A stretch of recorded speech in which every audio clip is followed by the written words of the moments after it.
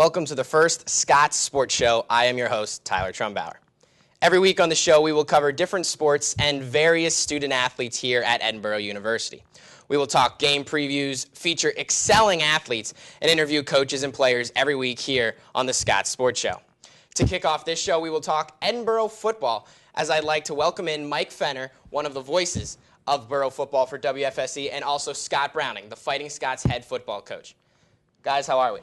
Doing great. Doing great. Awesome. Coach, it's been a rough year. I mean, it's been full of growing pains, up and down each week. How has it been piloting this football team through the first few weeks of the season? It's been tough.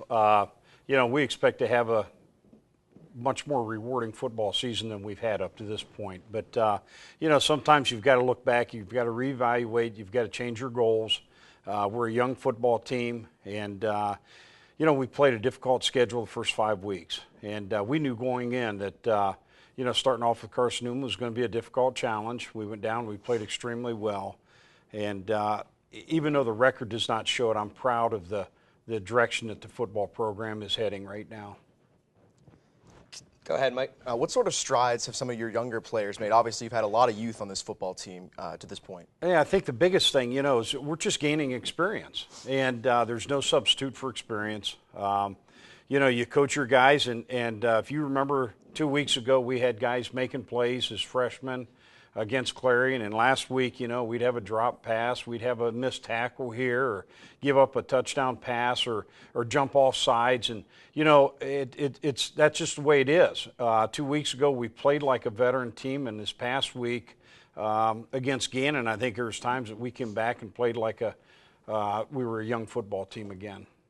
Now, you've been involved in college football for quite some time, especially here at Edinboro, for a long journey thus far in your career.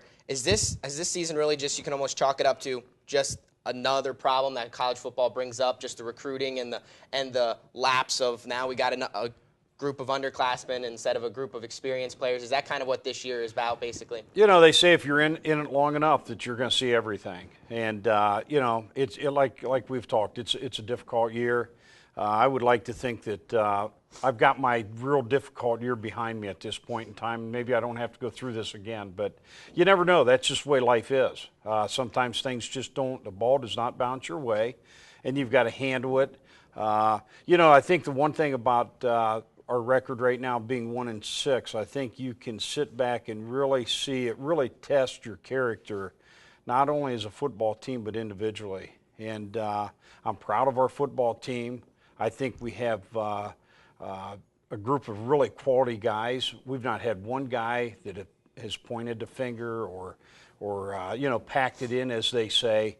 We're still very motivated. We go out every day. We practice hard. In fact, last night I thought that the staff and the players probably had as much fun coaching and playing, preparing for Mercyhurst, as we've had in a long time. So I really do like the direction of the program. I love the type of kids that we have in the program, and we have better days ahead. You talked about yesterday preparing for Mercyhurst. Before we get to that matchup tonight, let's go back to last week. A tough home loss on a Thursday night. It started the backyard brawl with the Gannon Golden Knights. Got on the board early, 7 points right away after recovering a Gannon fumble. 2 plays later, Anthony William rushes it in, but then they rally off 52 unanswered. Coach, what was kind of your mindset, your thought process after that game going into this week, having the first win the week before and then just kind of having a tough week last Thursday? It's just, if you look back at the second quarter of last week's game, we turned the football over in the second quarter and we gave Gannon the football on the 20-yard line, our 20-yard line, our 32-yard line, our 32-yard line a second time. 3 times we gave them the short field, and they capitalized. They're a very good football team, very good program. And when you put yourself, you set yourself back that much that early, it's really hard to climb out of it. Then we had a chance to respond. When right before half we had a drop touchdown pass. It was 31-7. I felt that had we caught that football and made it 31-14. You go into halftime, you come back out, you get the football, you score, and make it 31-21. It's a heck of a football game again. But here again, I think you go back. The previous week we made those plays, and this past week we didn't make them, and then we've just got to grow up from it and move on. With the red zone last week, especially in the third quarter, not being able to convert on a couple of third quarter red zone trips, although that's frustrating, is that a good teaching tool for your guys to take care of the football and to execute in that area of the field? It's a great teaching tool. You know, the previous games, I don't know that we've had 4 turnovers the previous 6 games. And last week we gave up 4 turnovers. And you know, the whole game is a great teaching tool. From special teams to defense to offense. There's a lot of corrections that needed to be made, and they've been made. And our players understand it. You can go through it with them, and they understand. So hopefully this week you'll see a change. Talking about this week, got the Mercyhurst Lakers at Erie Veterans Stadium. Mike, what should we expect from the Lakers this Thursday night when the Edinboro Fighting Scots go to take them on? Well, what I was just going to ask you, Coach, is the last 2 weeks, quarterback Brendan Boylan obviously having some pretty strong performances, over 400 yards 2 weeks ago, and then almost 300 yards and 4 touchdowns at the Big House against Slippery Rock in a convincing Mercyhurst win. What do you expect to see out of the quarterback play? Well, I think that you know, that he has really come on. You know, he started off slow, but they've always run the football extremely well, and now they're like you'd mentioned. They over 700 yards in the last 2 weeks. They're really starting to throw the football well, so they're two-dimensional. We've got our hands full. He's hot. Mercyhurst as a football team's hot. You know, they started off with a tough schedule like we did. You know, they just kept banging away and trying to get better each day and each game, and they've got it on a roll now. So it's going to be a great challenge. What do you expect to see out of Brandon Brown Dukes at tailback after what you've seen from him in the past matchups against Mercyhurst? Well, he's a heck of a football player. He may be the best tailback in our league. And you know, he's extremely talented. He's very patient as a runner. He's a hard guy to tackle. You know, that's their plan, to give him the football, and that's where it all begins. And then the play action pass obviously comes off the run. Colin Kimball at defensive back for Mercyhurst, a local guy from McDowell High School. What does he do, especially from last year going into this year? What does he do to be so disruptive in the passing game? Yeah, the biggest thing is he plays smart. He does not put himself in a bad position. You know, he sees what's coming at him. He plays extremely well with his eyes. You know, he's a heck of a football player. And the thing that he's got that a lot of our young guys don't have, he has experience. He's played a lot of football for him. So, you know, he's definitely a guy that we've got to know where he's at all times.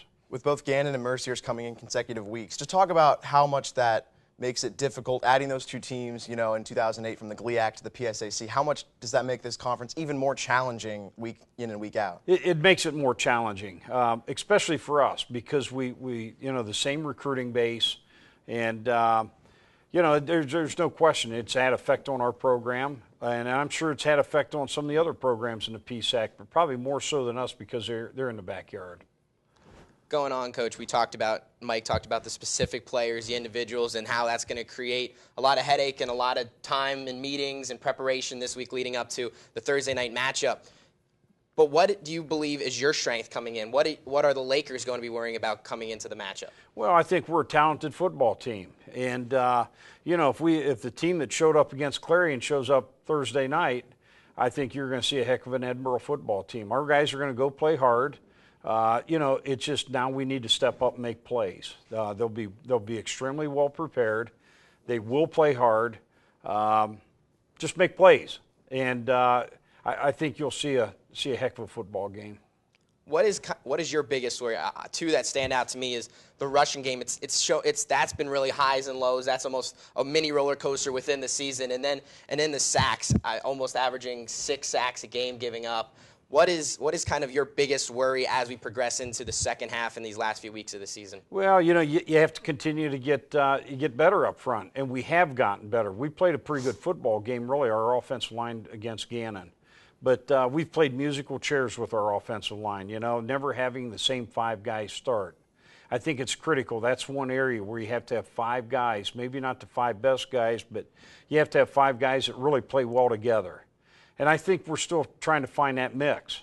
I'm excited about our offensive line, though. I think we've made strides, and we'll continue to make strides. Once again, we'll see how we play Thursday night. It's going to be a big test on Thursday night in the PSAC for your team as well. Thanks, Coach. We appreciate you coming on today. And on the other side, we are going to continue our pigskin talk with Edinboro linebacker Jordan Gurdak. Stay tuned.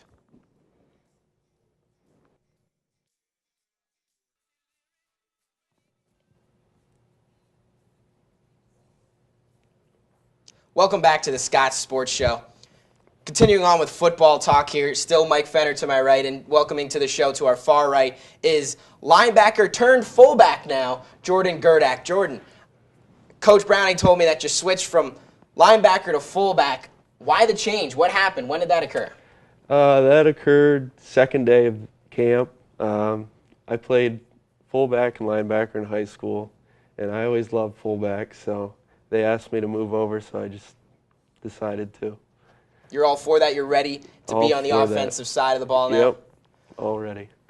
The offensive side of the ball has definitely been an interesting storyline for the Fighting Scots this year, Mike. Up and down, and maybe Jordan can add to that, and maybe we can get on some winning side and get some more points on the board with our fullback now and there. And especially with the transition from offensive coordinator Brian Volk and now to Mike Miller coming into the program, how beneficial is it for your position playing fullback to be in a pro-style attack? It just keeps the defense on their toes. They're not sure, what's going to be coming. We're constantly switching personnel. It keeps the defense unsure. And then what do you see your role being as? Going out there, obviously, lead blocking, pass protecting, and then, maybe even getting the mix and catching some passes here down the road? We're just trying to get some more rush yards, just trying to get the run game up. So, how do you guys improve that attack overall? Obviously, we've seen some strides, over 100 yards against East Stroudsburg in the home opener, and then a week ago also a 100-yard performance from Anthony Williams. How do you guys improve that on a week-to-week basis and sustain that success? We just try to keep switching blocking and keep switching out linemen to try to find our groove. What is the one key offensively you think? You were sidelined with an injury, so you had some time to kind of see it from a different perspective, and then were inserted back into the lineup last week, coming back into this week now with another matchup tonight against the Mercyhurst Lakers. What is going to be a big key to get that offensive success and sustain it, as Mike talked about? It all starts with the front. They just have to do their job, and we'll do ours. Block for Cody, create holes for Keith and Anthony in the backfield, and if they get that, hopefully that gives Cody some time and he can throw some more touchdown passes like we know he's capable of, right, Mike? Very capable. Absolutely. What are some of the difficult things that Mercyhurst does? What are some of the things that they do that challenge you guys offensively as you kind of prepare for them and move into this next week? Just their front is going to be tough to keep out of the pocket, and their DBs are very well coached, so it's going to be a problem too. Although the PSAC a lot of times is labeled as a passing type of league, how important do you think the line of scrimmage game is with both of the fronts, talking about your guys' offensive line and then going up against the defensive line in Mercyhurst? Oh, it's very important. We got to get the run going. We have to. That's the only way that we'll win the game. You have an interesting perspective being a player. Normally we talk to Coach Browning week in and week out, and he'll give us the coach's talk. But in the locker room, you've got the inside scoop with all the guys that you're preparing to play football with day in and day out, whether it's for a game or for a practice. So what has kind of been the mindset of the team with how this season has gone, with the rough start, the grueling schedule in September? What was the mindset then? What is it now? What have the changes been in the locker room for you guys? We're just trying to win the last 4 games for our seniors. It's been rough, but we've all held together. We haven't splintered or anything, so it's been tough. What are some of the strides and overall improvements, though, that you guys have seen? Obviously a young group, a team that's improving each week, although not always seeing it in the win column. What are some of the strides you guys have made as a team, maybe for yourself individually? The defense has played much better the past few weeks. The offense, we've gotten more and more touchdowns. We just made a lot of strides, good strides. What's your overall experience been playing football here at Edinboro, just really from the beginning up until now? It's been crazy. Yeah. It's been crazy. It's much different than high school. I don't really know how to explain it, Positively better than high school, Yeah, though, right? positively better, yeah. Much Absolutely. faster. If it's a different game from level to level, it's that JV to varsity jump, and I'm sure it's even greater from the varsity to college jump. And let's see if we can make a successful jump on Thursday night when you face the Mercyhurst Lakers at Erie Veterans Stadium. Thanks, Jordan. We appreciate it. And No problem. Appreciate the time. Yeah, the new fullback, Jordan Gurdak, here with us on the Scots Sports Show. On the other side, Mike and I will wrap up our football talk, get a little in-depth with the numbers. I know you like that, Mr. Fenner. Absolutely. We'll be back.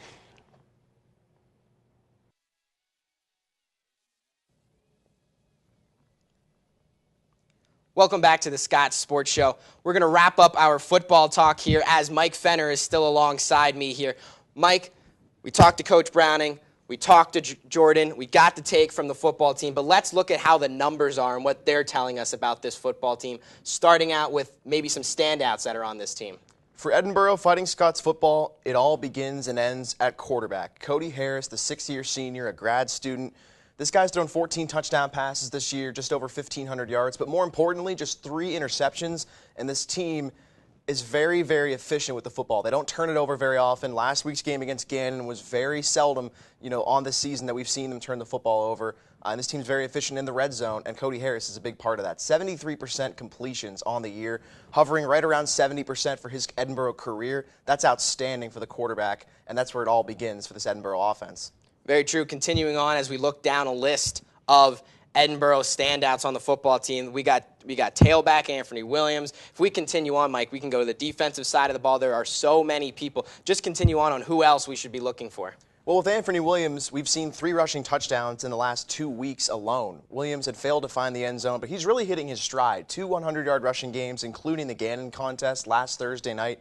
And with Williams on the ground, this is a freshman that's got a lot of talent, a ton of athleticism, and a bright, bright future, as he's only playing in, his 8th game this year on the season and in his career. A lot of football ahead of him. And then obviously Darren Massey, a huge impact player for this Edinboro offense. 8 touchdowns on the season. He's had 2 different games of 3 touchdown receptions and 3 different games with 10 or more catches. That's outstanding at wide receiver for Darren Massey. He's the only Fighting Scots receiver in school history to record back-to-back games of 10-plus receptions, and that's a big reason why he's got 57 catches on the year. And then, like you said, defensively, I think up front, Dominic Principali at defensive end, he's got 1/3 of the team's sacks, 6 takedowns, and he had a sack in each of the first 6 weeks for the Fighting Scots. I mean, his impact on the defensive front has been very evident. He has been a difference maker and an impact player on this front 7.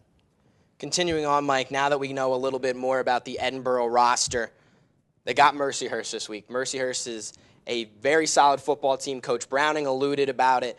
He kind of expanded on it as well. They had a big win last week and a big, big spectrum as well at the University of Michigan. What should we expect when the Lakers take the field against the Scots? This Mercyhurst team has to be feeling more confident now than ever. They started out the season much similar to the way Edinboro did. 1-4 out of the gates, a very difficult schedule. They finally got a win over Clarion, but in the last 2 weeks, they've really hit their stride. A 45-38 win at Gannon, spoiling the Golden Knights' homecoming and giving them just their 2nd loss on the season. And then they go to the Big House in Ann Arbor, University of Michigan. Obviously, there's the connection there with Slippery Rock and Michigan. That's a nice connection to have. Yeah, good connection to have. Man, I give up some of my family relations for that, but anyway, go ahead. The Wolverines actually hosted Slippery Rock in a exhibition game last fall in men's basketball, so there's that connection if you were wondering where the Michigan part of that came into it. Obviously, both teams were fortunate to go and play at the Big House, Mercyhurst and Slippery Rock. But the Lakers were a little bit more fortunate and a little bit more glad to be there. They won 45-23, nearly 600 total yards. And this is a team that typically likes to run the football. Head coach Marty Schetzel usually loves to ground and pound. The quarterback play has been excellent for this team in the last 2 weeks. Almost 400 yards per game. This guy, Brendan Boylan, is a sophomore. We didn't know he was going to be the starting quarterback coming into the season. He's been absolutely money in the last 2 games, and that'll be a big-time challenge. Obviously, Edinboro's seen plenty of good pocket passers to this point, but Boylan will represent another good threat along with Brandon Brown-Dukes on the ground. That he will. The Lakers, they're a very talented team, very interesting to see on the field as well. One thing to quick say about their win last week is that was a big second half. That's the way they earned that victory over at the Big House at Michigan. Now, that was last week's matchup. We talked a little bit about them. Let's kind of look a little bit more in depth at this at Edinboro, more statistics for them. Exactly. Let's get to the next level of Fighting Scots football. One area that Edinboro really has hit their stride in is 4th down conversions. Coming into last week's game against Gannon, they were number 1 in the conference at 10 of 13. Obviously, didn't get the desirable results against the Golden Knights, 0 for 2. That still leaves them at number 2 in the PSAC, however, at just under 67% converting on 4th down. This is a team that has had some struggles on 3rd down, but if they set themselves up for those 4th and 1s, 4th and 2s, they're able to convert, and that's a huge reason why this offense can sustain time of possession and stay on the field. We talked about Principale up front, sacking the quarterback. He's had 6 of them. They've had 18 as a team. That's 6th in the conference, top half of the league in sacks against other quarterbacks. And I think in the 4th quarter, this team has really done great. 73-56, they're outscoring their opponents in that final stanza, and that's a huge reason why this Edinboro team can have success at the end of the game. But really, it's all about keeping it close for those first 3 quarters. And once you get to the 4th, we know this team can execute and get it done. Yeah, that number statistically in the 4th quarter is very interesting, especially after the large amount of points that was put up in the Clarion game against the Fighting Scots, which was victorious for Edinboro. So that kind of inflated those numbers a little bit, but that's interesting to see as well.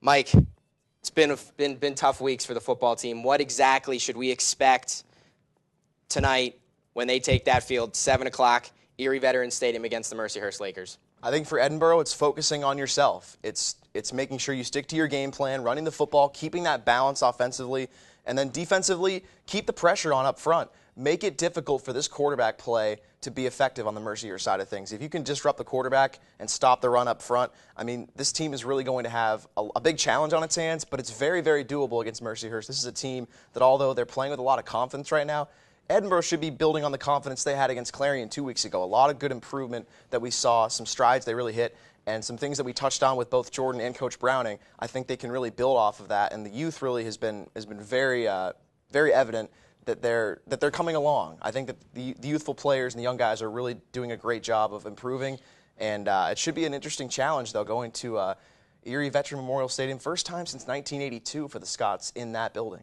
Man, it's going to be an interesting one, and to see if all of it pans out, and hopefully in the Edinboro Fighting Scots' favor tonight, 7 o'clock, Erie Veterans Stadium against the Mercyhurst Lakers.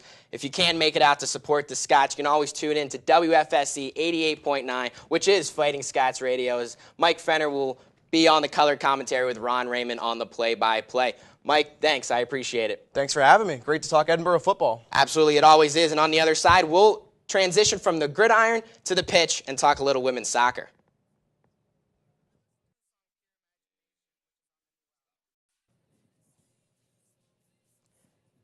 Welcome back to the Scots Sports Show. The Edinboro women's soccer team started the 2014 season worse than any other women's soccer team in school history, possessing a 0-4-1 record after its first 5 matches. Since that juncture, the ladies rallied off 7 straight victories, tying a school record, and have gone 8-1 in the last 9 matches after defeating Mansfield 6-3 this past Saturday, where senior Liz Debo netted 2 goals, becoming the all-time leading scorer in program history. Earlier this week, I sat down with head coach Gary Kagiavas, the only head coach women's soccer here at Edinboro has ever known, and Debo to talk about the emotional season to date and the final stretch of games that will determine the squad's playoff fate. Gary, it was an interesting start to the season, including an 8-match winless streak dating back to last season. I know there was frustration on the field from you, from the players, everyone involved, but then it all changed so quickly. What was kind of the factor that made it all switch around and get back to winning ways this season? The first thing is the injury to Laura Lee in the first game against Gannon was a big problem for us. We were training to play flat at the back, and then once Laura Lee got hurt, we tried several different people in that position, and we just couldn't get the chemistry right, and so we ended up pulling Becca Costello back, because if you look in the beginning, we were giving up an average of 2 goals a game. Now we're giving up less than a goal a game. So it was just a matter of either keep trying to force a square peg into a round hole, or just adapt and do what we had to do to stop the bleeding.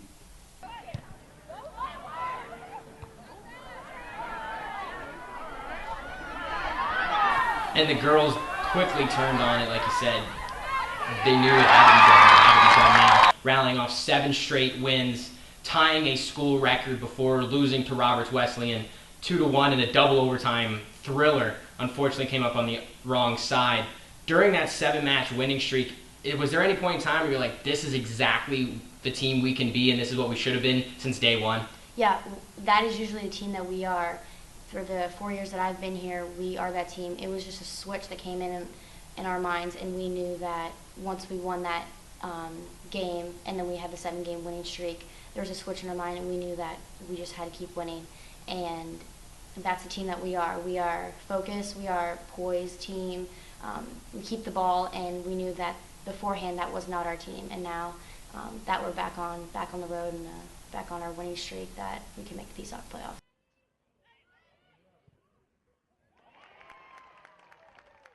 Last year, you were the leading scorer for this team, netting goals left and right. You've turned it on a little bit in the last few matches, but other members have stepped up this year. Ashley Mutkiss has gotten in on it. We're talking Jansen Hartman had a great streak with points and goals scored during that 7-match winning streak. How great is it to see other individuals on the team, especially underclassmen, get into it so that you know there's a promising future for this program? It's great. It's great to know that my talent is being transferred to them too, to know that they've stepped up too. Again, like fellow graduates like Carissa Fernandez, I know that I'm put in her shoes, more of like a offensive helper to the other girls. Ashley Mutkiss, she's a great freshman. I know that she can possibly do great things for this team in the future. Jansen Hartman, she's a great leader. And Alex Brown as well. She's really stepped up. She's got great talent as of myself too. And I know that without them, I would not. This team would not be where we are now. Now coming into the last few weeks here, big games coming up at home and on the road to try to even out and figure out where you're going to be landing in the postseason, to ensure that you're going to be landing in the PSAC postseason. What needs to be taken care of on the field in the last few matches here to make sure that everything lines up for your team heading into postseason play? If you want to be an elite team, you've got to beat some of the elite programs. And Slippery Rock has been that for a couple of years. And I believe that it's at home. It's our last home game. And if we win that one, then I think we've assured ourselves a top 8 spot. If we win the next two, then I think we've assured ourselves a top 4 finish, which will mean we host something here. So there's a lot at stake still. I don't see any reason why we can't beat the other 3 or 4 teams we've got to play. And to be fair, my kids believe that too. The ladies have 3 more games remaining on the regular season docket. The first is against California Vulcans, which you can see up on your screen, which is this Saturday, followed by a trip east to visit Kutztown on the 28th, and the finale on November 1st at Notre Dame of Ohio, with a Kutztown match in between those two. The Notre Dame match is a non-conference one to wrap things up. To wrap things up, each week here in the Scots Sports Show, we're going to take a quick look and congratulate the Scots of the Week, who are nominated weekly by Edinboro's Sports Information Department. Congratulations to Matt Link, the male nominee, and Liz Debo, the female nominee, for being selected. Matt finished 20th at last Friday's Wisconsin Adidas Invitational in Madison, Wisconsin, which is regarded as one of the most premier Division I cross-country meets on this season's schedule this year. Debo is a key member of the surging women's soccer team, and last Saturday, as I mentioned before, passed current assistant coach Jamie Salee as the all-time leading goal scorer in Edinboro women's soccer history, netting her 38th career goal in the 6-3 victory against Mansfield. And that's all for this week. Be sure to go out and support Edinboro student athletes this weekend, as there are some great contests upcoming for the Fighting Scots. Go Borough!